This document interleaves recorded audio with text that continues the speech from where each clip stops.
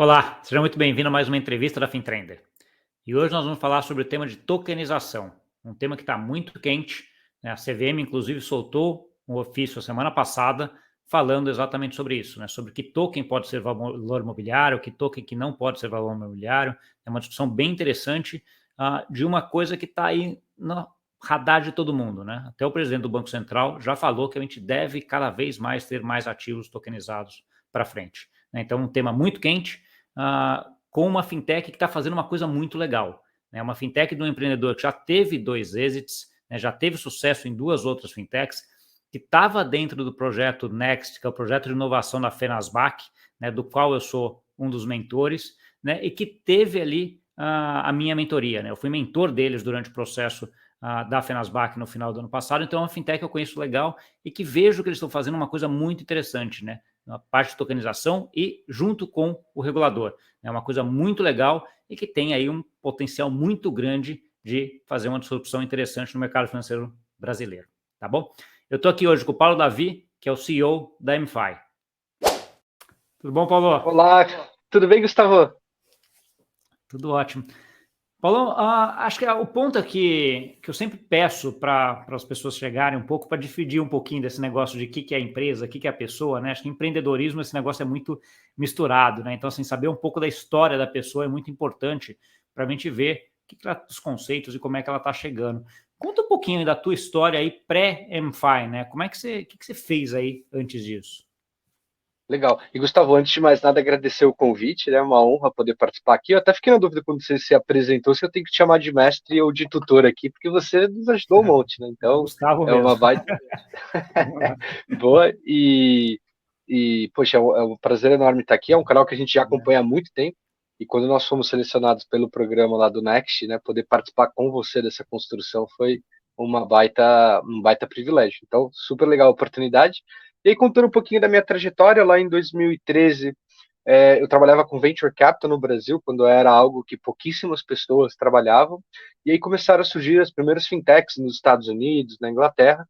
E aí, por formação, eu sou advogado, tinha feito lá a faculdade de administração também. Juntei as duas coisas e falei, poxa, eu posso ser aqui um desses empreendedores em fintech no Brasil, porque o desafio naquela época ele era bem regulatório, se podia, não podia, se ia preso. Lá em 2014, eu fundei a Biva. A Biva foi o primeiro peer-to-peer lending do Brasil, né? A gente foi um dos primeiros, uma das 7 primeiras fintechs do país. A gente ajudou a criar a primeira associação de fintechs, uma das primeiras empresas a dar crédito online no país. A Biva foi vendida em 2016, em 17 para a PagSeguro. E aí em 2018, junto com o João, junto com o Arthur, que estão comigo aqui na Anfai, nós fundamos a Grafeno, que hoje é uma das principais infraestruturas bancárias do Brasil. E aí, desde o ano passado, a gente está nessa empreitada aqui de construir a Anfai para levar a tecnologia para o mercado de capitais usando blockchain, Web3, enfim, várias coisas interessantíssimas. E isso é um pouquinho da nossa história, do nosso track record e da nossa trajetória. Tá bom. Não, ótimo. Acho que já tem uma trajetória de muito sucesso aí, né, Paulo? Você comentou de pelo menos 2 aí das fintechs que marcaram aí a história de fintechs no Brasil, né? Seja a Viva, seja a própria Grafeno, né? Pergunta que sempre fica assim é por que mais, né? Por que ir para uma terceira, né? Então, assim, você já teve 2 de muito sucesso que implementaram, que mudaram aí, de certa forma, o ambiente de negócios no Brasil, e agora você está vindo com uma outra. Por quê? Pô, Gustavo, essa é uma boa pergunta. Eu diria que é um misto de motivos. Como empreendedor, existe uma chama de construir coisas e uma inquietude, e principalmente no mercado de capitais, no mercado financeiro brasileiro, ainda tem muito espaço para inovação, para construir coisas relevantes, impactantes, importantes.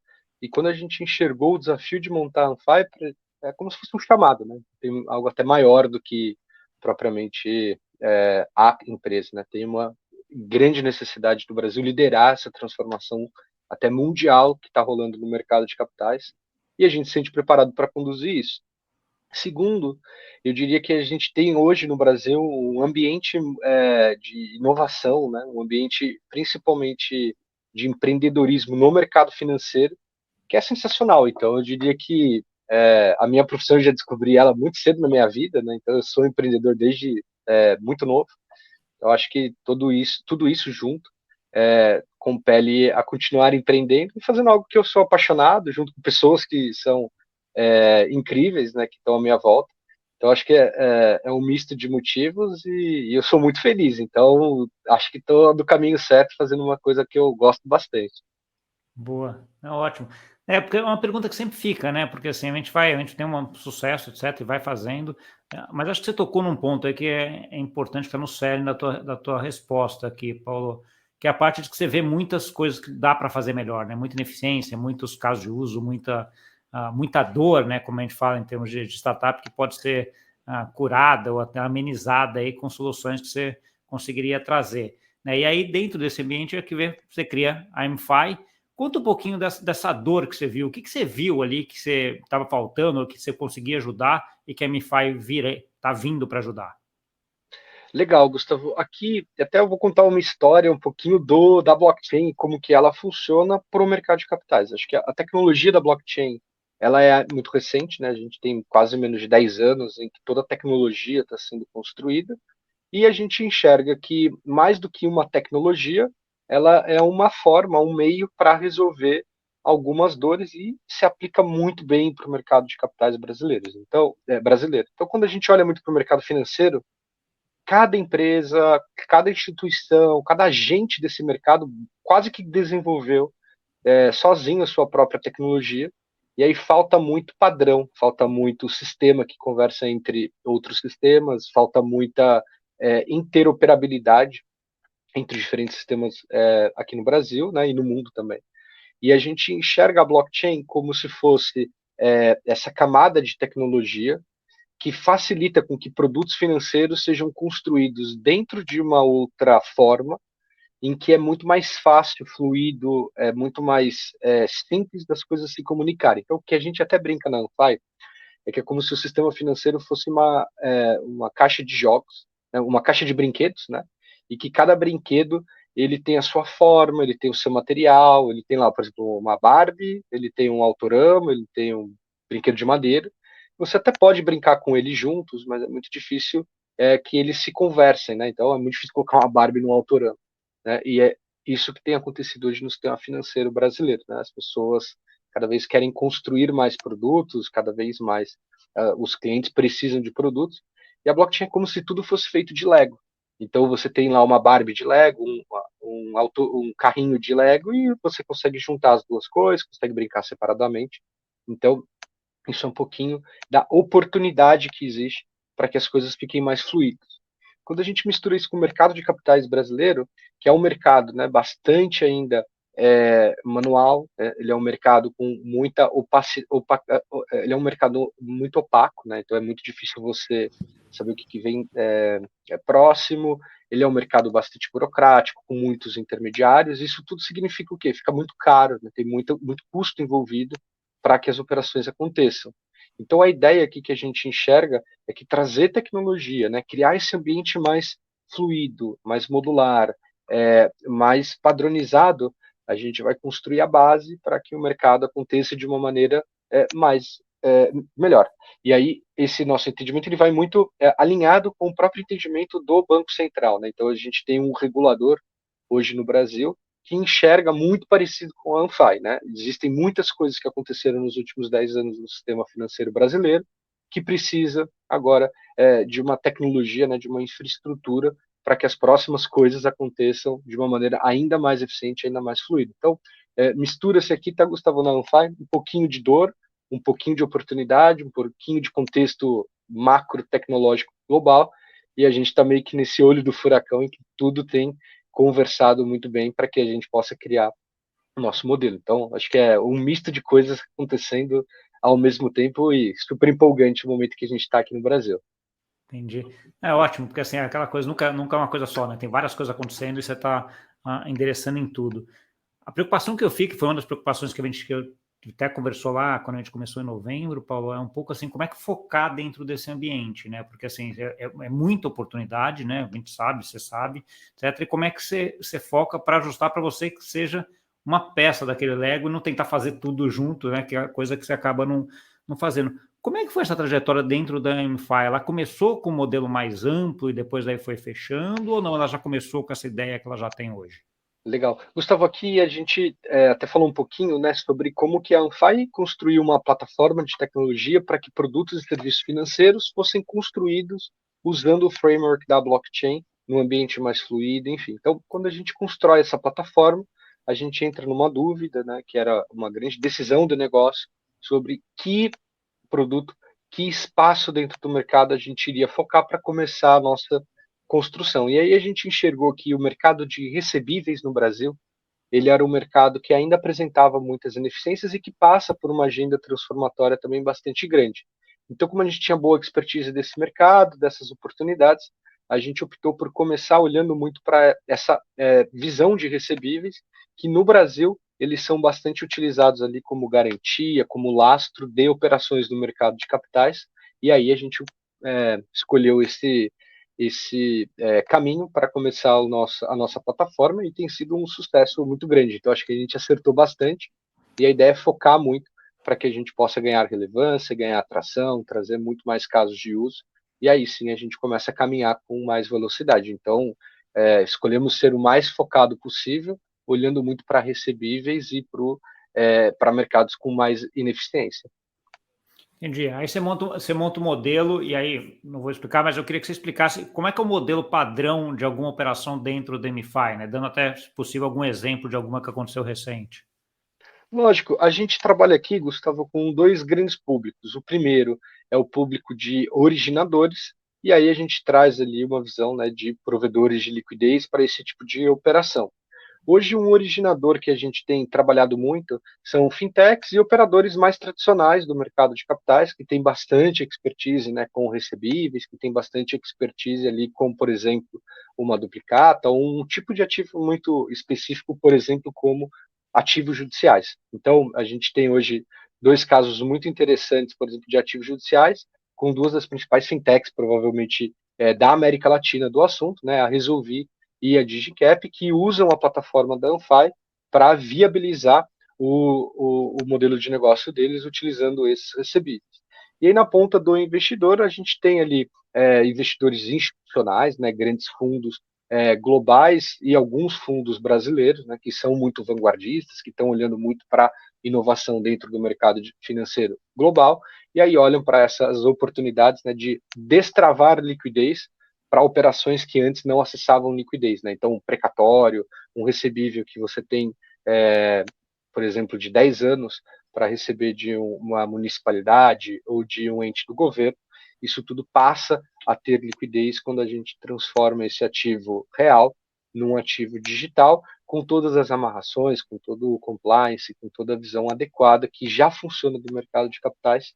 Então, esse é um bom exemplo de um caso de uso sensacional que gera valor para o investidor, gera valor para a fintech, gera valor para quem está na ponta solicitando antecipação desse recebível. Então, acho que é um caso que a gente gosta muito, né, e que tem ganhado uma atração fenomenal aqui na Anfap.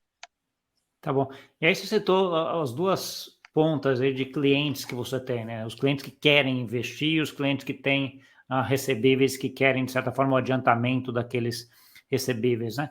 Qual das duas está sendo o maior desafio aqui, Paulo? Olha, Gustavo, eu diria que, por incrível que pareça, e não é conversa de empreendedor, é, a gente tem encontrado pouca resistência nesses dois públicos, e acho que o desafio é equilibrar a construção para que os dois caminhem juntos da maneira mais segura, mais correta e mais aderente à legislação.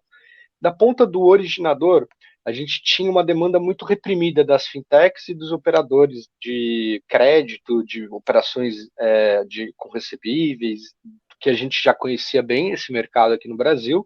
Então, quando a gente traz um produto que é muito mais rápido, é muito mais eficiente, com menos intermediários muitas vezes e com uma visão de tecnologia, poxa, a gente encontrou ali uma abertura enorme para construir coisas sensacionais com esse público.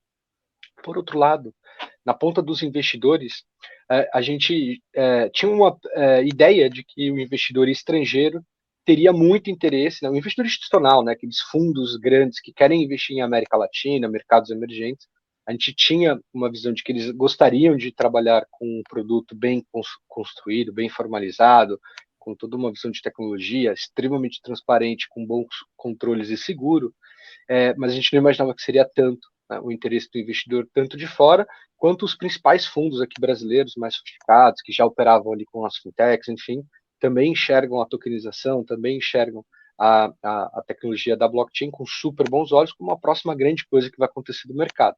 Então, quando a gente juntou essas duas tendências, né, de trazer mais eficiência para o mercado como já é hoje, e antecipando o movimento junto com uma nova tecnologia, poxa, foi incrível a aderência e a adesão dos nossos participantes.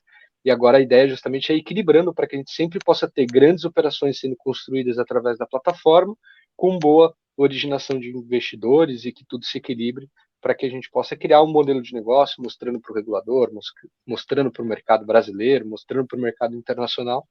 Então a gente está nesse momento bem empolgante e tudo tem caminhado na direção correta. Tá bom. E aí você está falando desses dois públicos, são dois públicos institucionais, de modo geral, né? São, assim, os originadores, que são empresas, FDICs, etc., que geram esses recebíveis, e a parte dos investidores, que você comentou, de institucionais. Como é que você vê hoje o conhecimento desse pessoal em relação à blockchain, Paulo?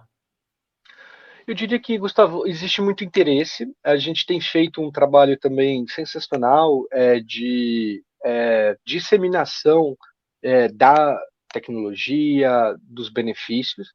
E eu acho que existe hoje, principalmente no Brasil, né, algumas pessoas como você, que têm feito um trabalho muito incrível, louvável, de tirar o chapéu, de ajudar a entender por que, que a tecnologia faz sentido, por que, que ela é melhor e como que ela se aplica no caso de uso prático. Então, acho que existe hoje um interesse muito grande e existe um bom conhecimento, mas eu diria que as nuances, né, da tecnologia a gente vai explicando muito no caso prático e óbvio, né? Uma brincadeira que eu sempre conto, eu também, enfim, uso um pouco, é que se em 1900 a gente falasse assim, olha, senhor, senhora, você não vai sentar mais nesse animal, nesse cavalo, você vai sentar num tambor com 4 rodas de látex que tem pequenas explosões controladas e você vai andar quase que na mesma velocidade do cavalo. Poxa, eu acho que as pessoas não se sentiriam tão confortáveis de sentar nesse tambor, mas quando a gente mostra ele funcionando, né, e abre tudo e fala, olha, é assim que funciona, tá aqui a segurança, tá aqui como que isso respeita as normas do jeito que elas são hoje, as pessoas precisam de exatos 10 segundos em cima do tambor para entender que é o futuro e que é para lá que eles vão. Então, eu acho que o trabalho da Anfai especificamente não é ser um trabalho educacional, né? A gente tem hoje bons participantes do mercado fazendo todo esse trabalho de construção do conteúdo, da educação, mas a nossa bandeira e a nossa missão é mostrar na prática como que a tecnologia funciona, por que ela é melhor, e estar com o ouvido atento para que a gente possa ir aprendendo junto com o mercado e com o regulador para ir ajustando conforme os casos de uso vão acontecendo. Então, acho que o brasileiro está muito na vanguarda do mercado financeiro e a gente está bastante feliz com a qualidade não só dos parceiros, mas do conteúdo que a gente tem encontrado desses participantes. Tá bom. Não, acho que essa parte é interessante, porque sempre que a gente fala de inovação, tem um quê de educação junto, né, Paulo? Porque assim, você tem que explicar e mostrar, às vezes, né, de modo prático, que é um pouco do que você falou, para que serve, como é que funciona, né? O por que é melhor, né? Uma coisa que você já viu, já testou, já acreditou, já vê que está funcionando, mas as pessoas, às vezes, do outro lado, ainda não tem essa visão prática, ou não tem essa abrangência, né, que no caso teu aí estava falando.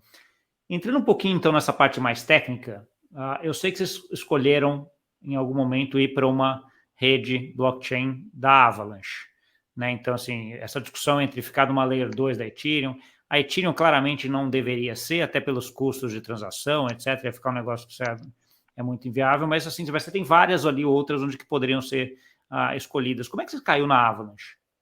Como é Legal. que você escolheu Bom, a Avalanche?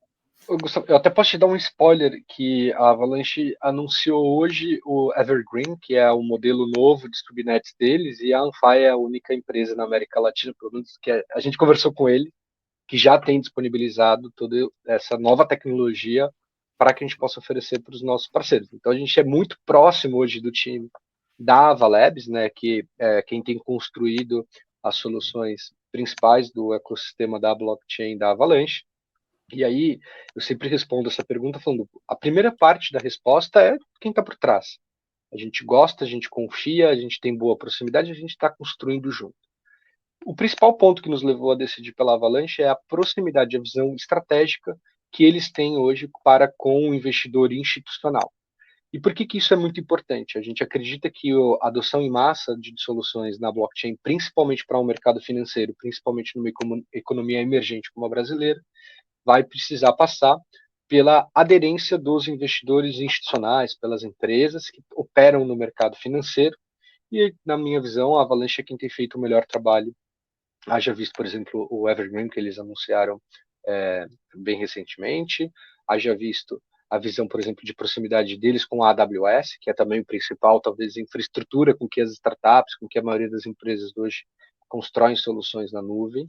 E aí a gente entra um pouquinho nas características da blockchain que a gente precisa para construir um caso grande e importante numa economia gigante como a brasileira. Então a gente olha muito para estabilidade, a gente olha muito para a visão de eficiência de custo, e principalmente a gente acredita, né, é uma opinião nossa, né, não é uma, nós não somos donos da razão, mas a gente acredita que esse modelo de negócio que a gente traz para o Brasil só vai funcionar se a gente tiver o acesso permissionado ao sistema, ou seja, tem que fazer QAC, tem que fazer a suitability para que a gente possa entender quem tem capacidade, quem tem estrutura para determinados tipos de produto financeiro. E quando a gente constrói na Avalanche, a gente consegue usar essa subnet, ou seja, um ambiente apartado, mas público, transparente e com boa eficiência, para que a gente possa construir acessos, né, controles que são importantes para que o produto funcione para a maioria das pessoas.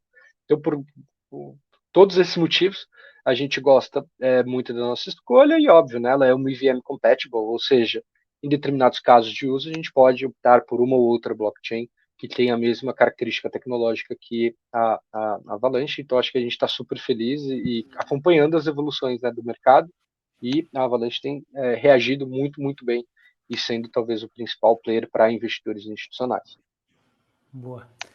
Paulo, quando a gente olha essa trajetória aí toda dentro da MFI, já teve algumas, você até comentou agora de algum sucesso aí em alguns pontos. Como é que você avalia o seu sucesso até agora? Assim, o que tem algum número, algum dado, alguma ponto que fala assim, pô, isso daqui foi um que foi importante aí nesse começo nosso?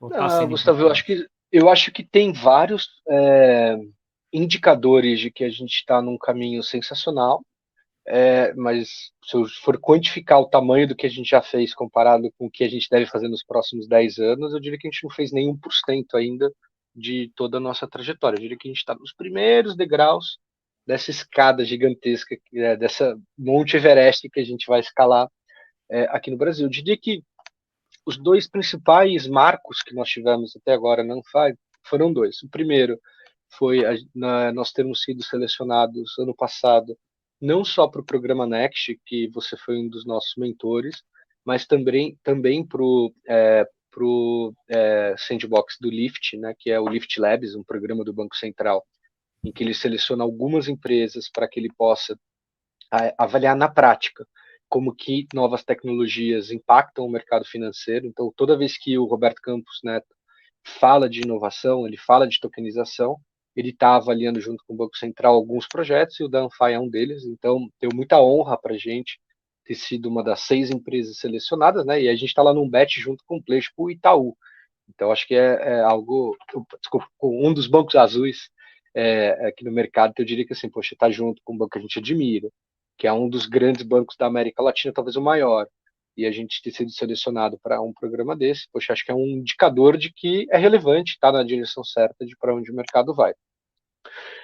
O segundo caso que eu diria, o segundo grande marco que nós tivemos, Gustavo, é quando nós temos as primeiras operações sendo entregues no mercado, né? Isso tudo acontecendo no final do ano passado, primeiro trimestre desse ano, e com enorme aderência e contração. Então, quando a gente começa a rodar as primeiras grandes operações e a gente vê que players como, por exemplo, uma Digicap e uma Resolvi que está no ar, semana passada a gente fez o deploy de um fundo de um lending pool da KPI Hunters, que é uma fintech sensacional para estudantes de desenvolvimento, e a gente começa a ver pools sendo entregues quase que semanalmente, quinzenalmente agora. É emocionante, né? E a gente vê que o mercado tem aderido bastante ao que a gente tem feito. Então, acho que ter a visão do regulador de que estamos no caminho correto e seguindo uma boa regulação.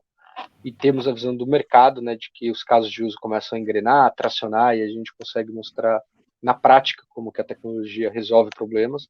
Acho que é sensacional e pô, a gente arrepia, a gente orgulha e é um pouquinho do que tem acontecido nas últimas semanas. Boa, eu vou chegar um pouquinho, a gente vai entrar um pouco nesse ponto de regulação aí, que é um ponto bastante, acho que importante para a gente falar. Mas antes disso, eu queria que você explicasse um pouco como é que é o modelo de negócio da MFI. Onde a MFI ganha dinheiro nesse processo, Paulo? Legal. Hoje, Gustavo, a gente ganha dinheiro de três formas, é super transparente, não só com o originador, mas com toda a nossa comunidade, quem faz parte aqui do nosso ecossistema. A gente cobra hoje um setup, né, para montar as operações, e a Anfai, a gente gosta de pensar que ela faz sempre duas entregas. É uma entrega tecnológica, então, no ambiente da blockchain, a gente entrega lá um set de smart contracts que orquestram várias coisas, né, orquestram fluxos bancários, orquestram estruturas off-chain, né, no mundo real, orquestram é, várias regras de negócio, e a gente também entrega essa estrutura dentro da Web 2 ali, com uma aplicação para os nossos usuários, e a gente entrega uma estrutura jurídica. Então, na maioria dos pools que nós estamos estruturando, a gente está lá construindo dentro da nossa securitizadora, ou usando securitizadora de parceiro, em que a gente cria ali uma sociedade específica para cada lending pool, com patrimônio segregado, respeitando todas as normas ali da CVM, para que esse tipo de operação aconteça de uma maneira segura, respeitando as melhores práticas de mercado. Então, quando a gente faz essas duas entregas, a gente cobra um setup, a gente cobra um custo de manutenção mensal dessas estruturas. Então, hoje, na média, isso é umas 4 vezes mais barato do que um produto estruturado ali através de, por exemplo, um fundo de crédito ou algum tipo de operação similar. E terceiro, a gente cobra quando a gente ajuda os nossos originadores a acessarem liquidez. Então, tem um percentual da operação que varia entre 1 a 3%, em que a gente cobra só quando a gente tem sucesso nas operações. Então, essas são as três principais fontes de receita hoje da Anfai. E aí a gente tem outras linhas de negócio sendo exploradas. A gente acredita muito que no futuro próximo vai existir o mercado secundário de tokens, existem oportunidades de construir produtos financeiros que se conversam melhor entre si. Então a gente tem avaliado bastante coisa e acho que é um modelo super saudável e, de novo, fecha muita conta para os originadores e para os investidores, em que a gente consegue ainda reduzir muito o custo, enfim, de uma operação mais tradicional do É um mercado. modelo que é muito similar ao que o mercado financeiro já está acostumado, né? Um FII de estruturação, um FII de manutenção e um FII de distribuição ou captação, alguma coisa assim, que seria esse terceiro, na hora que você traz o investidor junto, né, Paulo? Então, assim, é uma coisa que fica até, de certa forma, fácil de ser comparável em termos de custo, né? Aquela história de, eu consigo agregar eficiência, eu consigo agregar um produto que vai ter um custo muito menor, né? É isso, Gustavo. Olha, rapaz, você falou bem parecido com um dos nossos mentores do Next, tá bom? Mas acho que uma das coisas que a gente discutiu muito nas nossas mentorias é que, assim, poxa, a tecnologia ela já é muito nova e, óbvio, qualquer tecnologia nova, ela causa certo desconforto, eu preciso de um tempo para entender aquilo. Então, uma das estratégias e uma das coisas importantes que a Ampli fez é, beleza, a gente precisa reinventar todas as rodas, então, principalmente na visão de modelo de negócio, na visão de estrutura jurídica, a gente foi por um caminho o mais seguro possível, respeitando as melhores práticas do mercado, para que a gente pudesse também começar com um modelo que fosse compreensível, né, que as pessoas conseguissem mais rapidamente fazer essa migração. E depois que a gente está lá dentro da blockchain, a gente começa a desenhar novos modelos de negócio, a gente consegue evoluir muito o que a gente tem feito, mas acho que você percebeu bastante bem essa visão, né, de simplificar todo o resto para que a gente pudesse ter a parte complicada da tecnologia, dos smart contracts, que é a parte bonita, né, que é a parte que orquestra todo o novo modelo. Então, acho que estamos numa evolução e, poxa, nos próximos 10 anos tem um montão de coisa nova surgindo aí, inclusive nos modelos de negócio. Tá? Mas você falou 2 vezes 10 anos, eu não vou resistir, vou fazer a pergunta. Como é que você olha daqui, olhando daqui 10 anos, eu vou dizer até menos, daqui 5 anos, Paulo? Você está aqui daqui 5 anos olhando para trás, o que vai poder te dizer? Falar assim, caramba, fizemos um negócio diferente, a M5 foi um mega sucesso. Hum, essa é uma boa pergunta, Gustavo. Olha, eu diria que quando a gente pensa no Brasil há 8 anos atrás, quando eu comecei fintech, né, 10 anos atrás, O meu exemplo era, poxa, você vai no banco, você passa na porta giratória, aí você tem uma pessoa do outro lado do balcão que parece que você que está prestando um serviço. Esse era o meu pitch, né? E olha como mudou o Brasil, né? Hoje eu faço tudo via aplicativo. Acho que 80% dos brasileiros só usam o mobile, né? Só usam as aplicações no telefone. O Pix foi lançado há 2 anos atrás e já tem mais de 13 trilhões de reais sendo transacionados nessa nova tecnologia, né? Então, eu diria que assim, com certeza ninguém imaginava 10 anos atrás que hoje o Brasil seria uma referência mundial no mercado financeiro, usando tecnologia, usando inovação, e óbvio, decorrente disso, novos problemas surgem que precisam de mais tecnologia e de mais inteligência. Então é muito difícil, Gustavo, prever o que a gente vai ter no Brasil no mercado de capitais daqui a 5 ou 10 anos. Eu posso estar super enganado e não quero de forma alguma soar prepotente, mas eu acho muito pouco provável que as pessoas continuem tendo um mercado tão manual, tão burocrático, em que para levantar uma operação estruturada eu precise andar de carro por uma rua específica de São Paulo para fazer ali um processo, né, de bater as portas de 20 ou 30 é, pessoas, né, que hoje é como o mercado mais ou menos funciona, e eu não vejo os veículos que existem hoje, né, por exemplo, o fundo de crédito, como um veículo sofisticado, moderno o suficiente para ter operações com recebíveis, como não acontece, né, em outros lugares do mundo. Então, é muito difícil responder a tua pergunta, eu não estou fugindo dela, mas eu diria que assim, ó, como está hoje, com certeza não vai ser. Eu tenho uma visão bastante clara disso. Mas eu diria que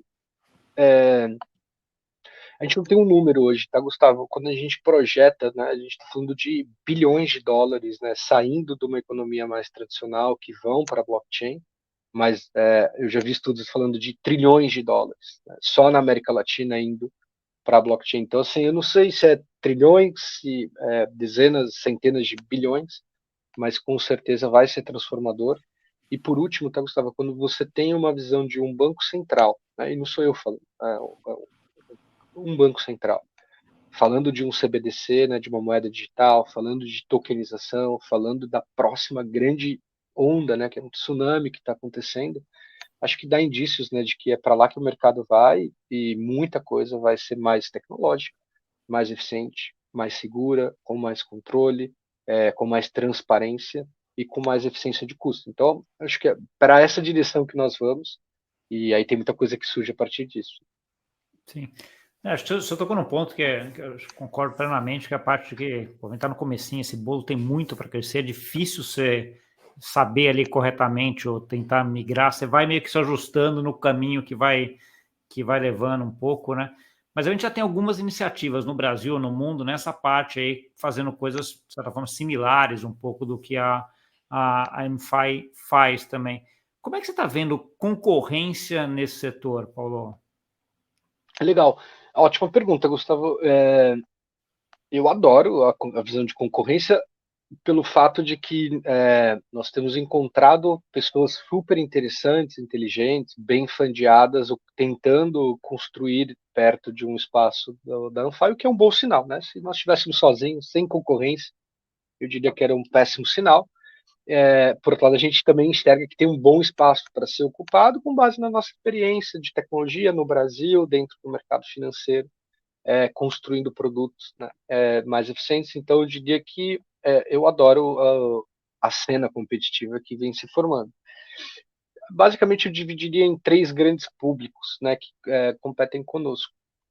A gente tem hoje uma cena internacional muito forte, né, então existem players que estão levantando os principais fundos de capital global, que olham muito para a disrupção de vários mercados de capitais ao mesmo tempo. Eu acredito que é um modelo que tem um espaço importante para ser ocupado, mas eu acho muito desafiador, né? Cada mercado de capital tem a sua nuance, tem o seu desafio, tem a sua complexidade, e fazer múltiplos mercados ao mesmo tempo me parece que é algo bastante desafiador. Então, é uma cena que a gente hoje tem competido, por outro lado, com empresas que são fundeadas pelos principais fundos americanos, globais. A gente hoje tem boa proximidade com alguns dos principais fundos também globais, mas eu não tentaria fazer isso, né, em múltiplos mercados ao mesmo tempo. A gente tem uma cena, Gustavo, bem local, de players tentando trazer tecnologia, mas não é exatamente o métier que esses players ocupavam antes, né? Então eram players muito tradicionais, com ótimo conhecimento do mercado de capitais, mas que tem pouca visão de tecnologia ou que tem pouca expertise dentro de casa para construir inovação, para construir aplicações, etc. E aí, nesse público, que também a gente respeita muito, né, são pessoas que estão há muito tempo no mercado local, a gente enxerga boa proximidade, eventualmente, conforme o mercado vai evoluindo, a gente pode explorar sinergias ou a gente pode encontrar soluções em conjunto. Então, é um segundo público ali que a gente hoje talvez compita, talvez no futuro a gente se junte para construir soluções para o mercado. E por último, Gustavo, a gente tem um pouquinho de players que eles estão talvez entre o meio de caminho em mercado tradicional e tecnologia, em que a tokenização quase que é o fim por si só, né? Então a gente tem hoje bons players, né, com uma boa trajetória, com uma boa história, construindo muito no viés de tokenizadora.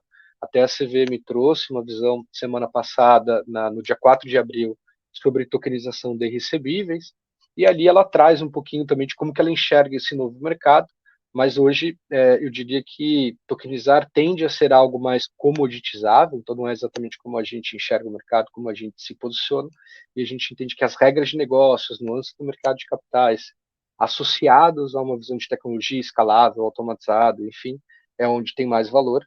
Então, eu diria que tem um nicho bem interessante de empresas focando em tokenização, que talvez vão se reinventar ou vão construir talvez uma expansão ali para atender mais clientes, né, de uma forma mais alinhada com a regulação. Então, é um landscape interessante, é tudo muito novo, né? E, enfim, bem empolgante, assim, né? Tem coisas muito legais sendo construídas, tem coisas bastante interessantes rolando ao mesmo tempo que a gente.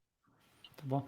Não, você citou aí, vamos chegar agora, finalmente chegamos no ponto de regulação, né? Uma das outras nuances que você colocou é esses players internacionais que estão tentando atuar em vários países, né, em várias legislações diferentes e com a dificuldade que tem aí de se adaptar cada um com cada um, né? Assim, o Brasil especificamente a gente sabe que tem várias nuances diferentes em relação ao mercado financeiro especificamente aí de Europa, Estados Unidos, por exemplo, né? Como é que você viu esse parecer, esse ofício que a CVM soltou aí, como você falou, aí no dia 4 de abril, e o que isso mudou, alterou ou enfatizou o que vocês estão fazendo na MFI hoje? Legal. Olha, Gustavo, a visão do regulador também é uma visão, às vezes, controversa, né? E eu acho que qualquer pessoa que vai comentar um assunto, ela tem os seus vieses, ela tem suas experiências, e particularmente quando eu penso no regulador brasileiro, eu tenho hoje uma predisposição enorme por acreditar e conhecer na prática o que o regulador brasileiro tem feito para que o mercado brasileiro evoluísse. Então, assim, eu realmente sou uma pessoa que sou bastante fã do que a regulação tem acontecido, da forma com que a regulação tem acontecido no Brasil. Posso até te contar minha experiência, 2014, eu tinha menos de 30 anos, né, e montando um peer-to-peer, super bem assessorado pelos principais escritórios de advocacia do Brasil, com bons fundos de investimento na empresa. O Banco Central sempre se mostrou muito aberto para que novos modelos de negócio florescessem da melhor maneira possível, mas óbvio, respeitando regras. Então, desde 2014, eu sou prova viva, em primeira pessoa, de que o trabalho do Banco Central sempre foi muito pró-inovação, pró-aumento da competitividade, pró-novos modelos de negócio, mas respeitando regras.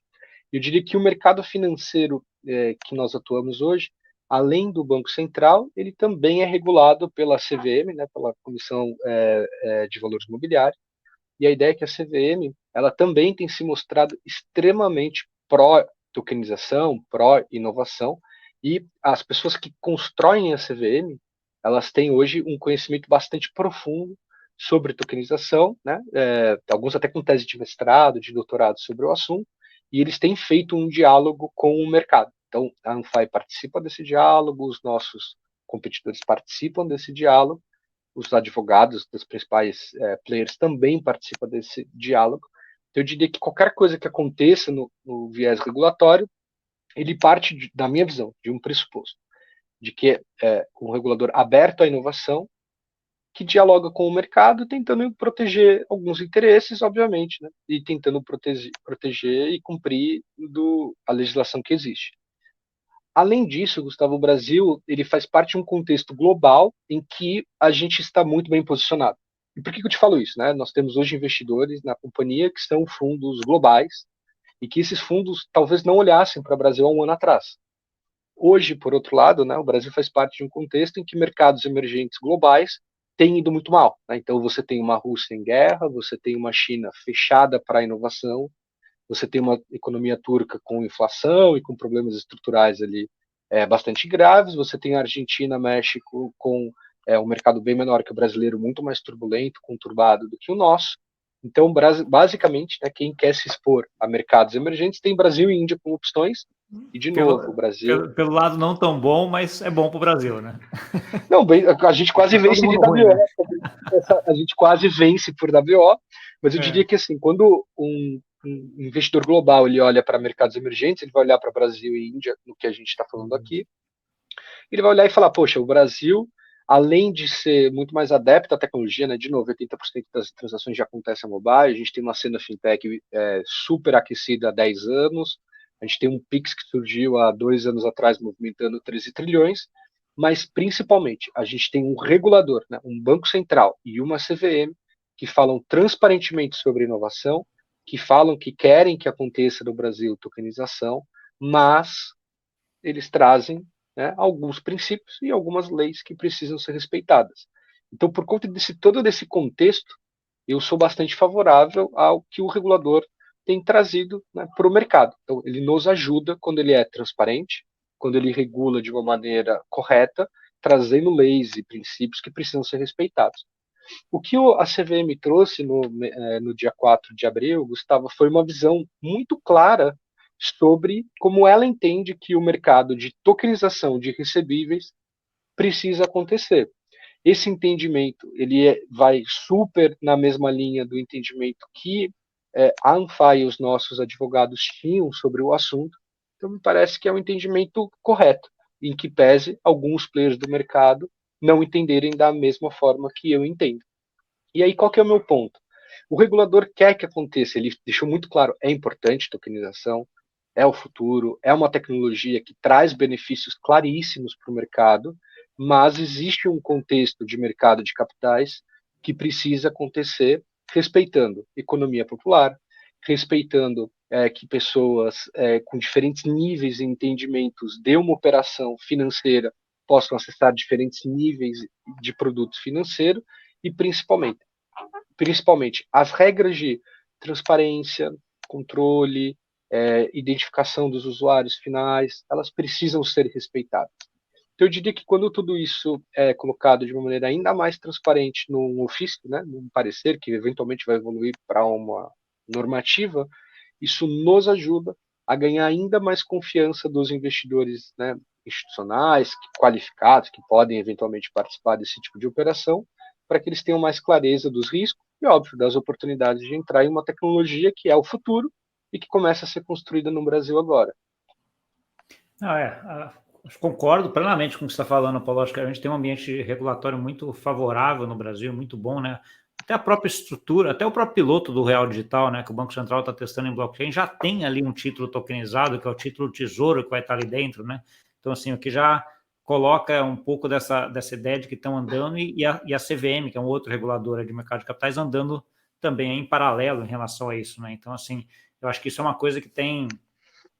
A gente vê aí claramente como aquele rio que está descendo, né? Que está todo mundo indo junto ali naquele mesmo fluxo para um mundo onde a gente vai ter um ambiente, uma infraestrutura de tokenização maior, com coisas tokenizadas, com dinheiro tokenizado, com dinheiro programável ali dentro, e tudo isso, né? Então, eu acho que isso aí é bem legal. Eu gostei muito da tua visão de olhar, de vencer, apesar de vencer por WO, do estrangeiro olhar Brasil nesse sentido, ver isso como sendo um fator positivo, porque no final das contas, onde você vai investir, você quer investir num lugar onde você tenha clareza das regras, né? Esse é um ponto principal de qualquer investidor. Quando você tem uma regra relativamente clara ali, ou pelo menos o rumo relativamente claro, isso ajuda muito para quem quer investir. Olhando para dentro da MFI agora, Paulo, então assim, vocês estão aí montando isso, já estão com caso de uso funcionando, etc. Tal. Como é que fase que você está entrando agora? Como é que você está capitalizado? Como é que tá essa parte da empresa em si?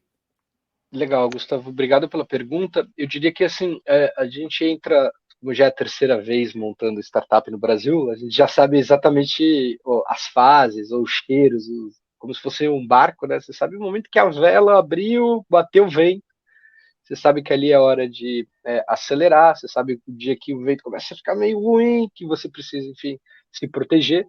E a gente está numa etapa aqui de uma startup em que a gente chama de go-to-market, né? Então, assim, a gente construiu o nosso primeiro produto viável.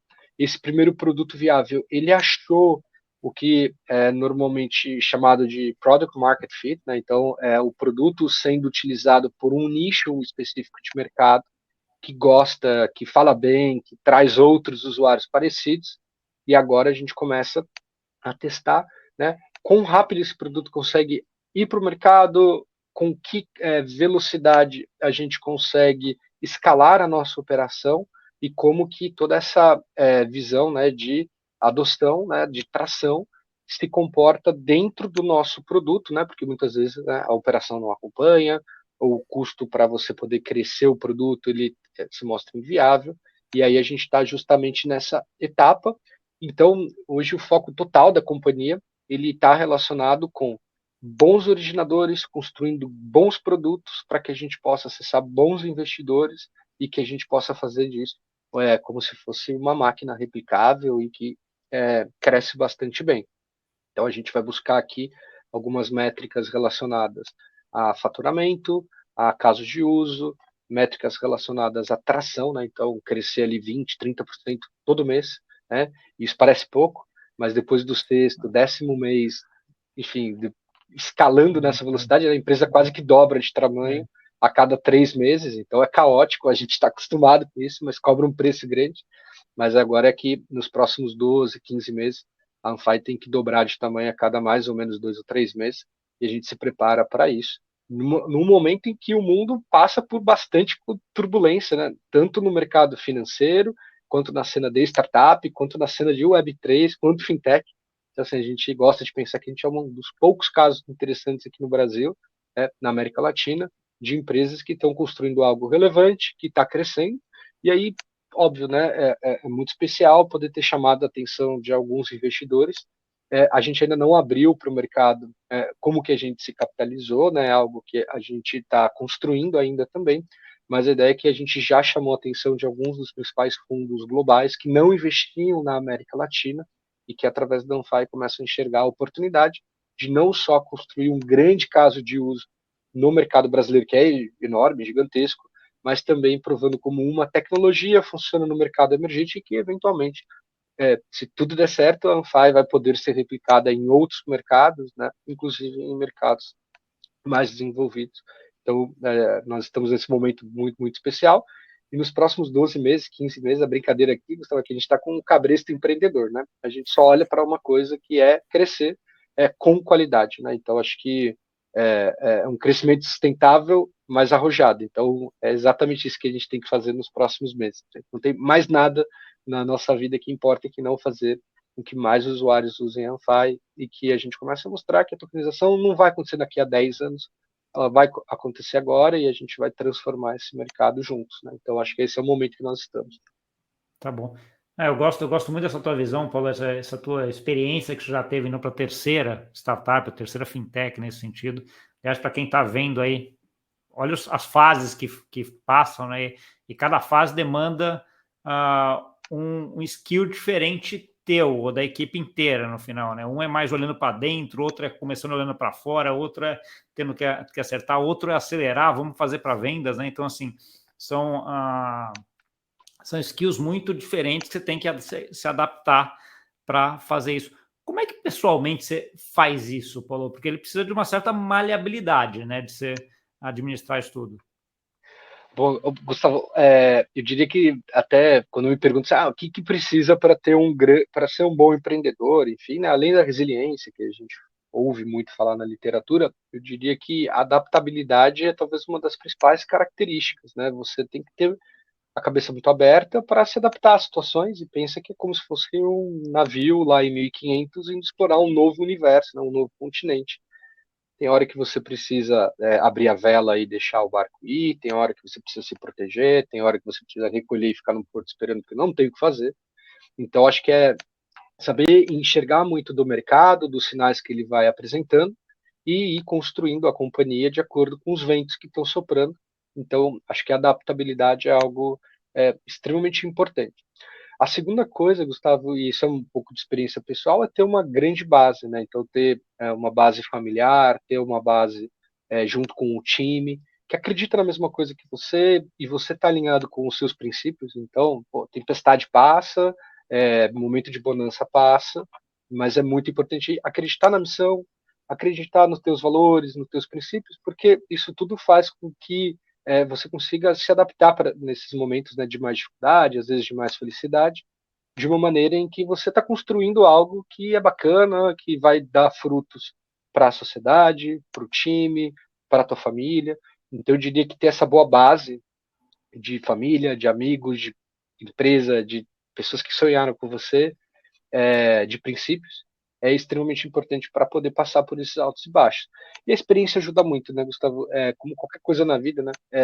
Ter passado por isso antes, ter boa base de conhecimento, ter ali, enfim, saber como navegar, ajuda muito para que você consiga pegar atalhos, né? E sem fazer nada que fira teus princípios, mas sabendo que, poxa, tem uma metodologia por trás, tem um processo e as coisas acontecem. Então, acho que é um misto de coisas que são importantes para navegar por empreender. E hoje, nos últimos 10 anos, talvez seja um momento mais turbulento, macro, né, que eu já passei. Né, e olha que a gente pegou lá algumas crises, né, principalmente né, lá no comecinho, entre 2014 e 2016, né, 2017, enfim. Mas eu diria que hoje é muito turbulento ser empreendedor no Brasil, mas no mundo inteiro. Então, acho que tem bastante coisa para aprender ainda nesses mares que não foram antes navegados. Boa, boa. Paulo, acho que a gente cobriu bem aqui o que eu queria trazer até sobre a MFI, sobre esse processo empreendedor seu, né? Acho que é uma coisa espetacular pelos dois aspectos, né? Você já ter feito as fintechs e estar numa outra, falar sobre tokenização, que é um ambiente que está bastante quente aí, né? Então, sem muita discussão sobre isso também. Você está lá no centro, né? Empreendendo nesse setor, né? Então, assim, acho que conseguimos cobrir tudo. Eu queria agora que você deixasse uma mensagem final para todo mundo que nos ouviu e onde que eles entram em contato com você e com a MFI. Boa. Gustavo, olha, eu adoro o teu público, eu sou eu acompanho aqui, então eu diria que tem muita informação acontecendo, tem muito material sendo construído, tem muito entendimento. Então, para o público que nos acompanhou hoje aqui, eu diria que tem muita coisa empolgante rolando. Então, aprofundem. O Brasil lidera hoje o mercado de capitais global e é muito especial viver numa época em que tem tanta coisa empolgante sendo construída. Então, eu diria que a mensagem ela é uma mensagem super positiva e com boas oportunidades, né? Para quem quer investir, para quem quer empreender, para quem precisa construir produtos financeiros. Então, não se contentem com o que já existe, né? Tem muita coisa surgindo, muita coisa especial. E para quem quiser entrar em contato conosco, a gente tem a Anfai no site, então é anfai.finance.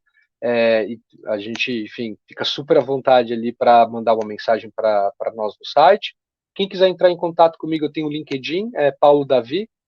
Fiquem muito à vontade também para mandar uma mensagem e a gente fica em contato. E acho que a última mensagem aqui é que estão surgindo várias coisas no Brasil. A gente quer construir um novo mercado de capitais junto com a nossa comunidade e a gente está à disposição para poder fazer isso com todos. Então, agradeço bastante o espaço e é muito bom poder vir aqui falar com um amigo, com um mentor e com um cara que a gente admira um montão. Então, obrigado mesmo, Gustavo. Não, obrigado, Paulo. Eu que agradeço de você ter vindo e acho que você tem um mérito enorme de tudo que você já construiu e de tudo que você está construindo ainda. Acho que você tem uma trajetória bem grande pela frente, como a gente já conversou algumas vezes aí, né? Uma cabeça muito boa e essa ideia de montar um negócio de tokenização agora, no momento onde a gente precisa de uma infraestrutura melhor de mercado, etc. Acho que num momento muito bom aí para esse tipo de iniciativa. Muito obrigado aí pela conversa e vamos seguir. Boa. Gustavão, eu que agradeço, brigadão e fico à disposição de todo mundo, tá bem? Para você que nos viu, não esquece de deixar o like, compartilhar com aquele amigo e amiga que gosta desse assunto, se inscrever no canal, coisa muito legal, conteúdo de quem está fazendo. O Paulo não está lá, ele está no dia a dia, não é que ele está um teórico, tá? Ele está no dia a dia, entendendo a parte da organização, discutindo com grandes agentes de mercado, colocando um produto para mercado, indo atrás de investidores, indo atrás de tudo. É uma coisa espetacular o que ele está fazendo, uma história aí para todo mundo entender muito bem e acompanhar para frente. Uma coisa que muito provavelmente vai ter um sucesso bastante grande para frente. Tá bom? Obrigado e até semana que vem. Tchau, tchau.